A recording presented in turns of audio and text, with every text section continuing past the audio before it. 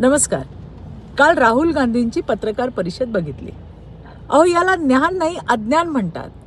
राहुल गांधी यांनी हा फुसका बॉम्ब फोडला, कारण नुसत्या सॉफ्टवेअरने सकाळी 5 वाजता मतदार यादीतून नावं कशी डिलीट होतील.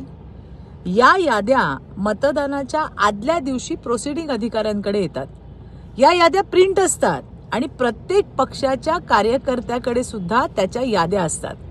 त्याच्यावरूनच, त्या यादीवरूनच तर बाहेर बसलेले पक्षांचे कार्यकर्ते मतदाराला मतदान केंद्र सांगतात. जर ही यादी 2 दिवस अगोदर पक्षांच्या कार्यकर्त्यांना प्रिंट रूपात दिली जाते, मग माझं नाव जर सॉफ्टवेअरमध्ये सकाळी डिलीट झालं तरी त्याचा काय फरक पडणार आहे. सॉफ्टवेअरमधील डिलीटेड नाव जादूनं आधीच प्रिंट काढलेल्या यादीतून कसं काय गायब होईल.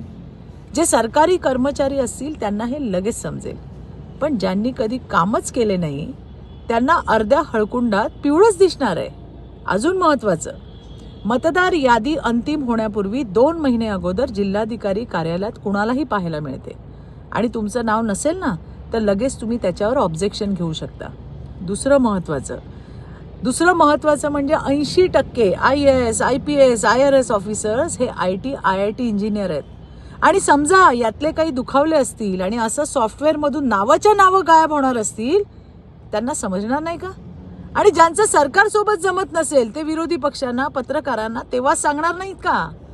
IT, IIT, IAS, IPS होणं पांढरा टी-शर्ट घालणं इतकं सोपं नसतं. त्यासाठी अभ्यास करावा लागतो राहुलजी. धन्यवाद. जय हिंद, जय महाराष्ट्र.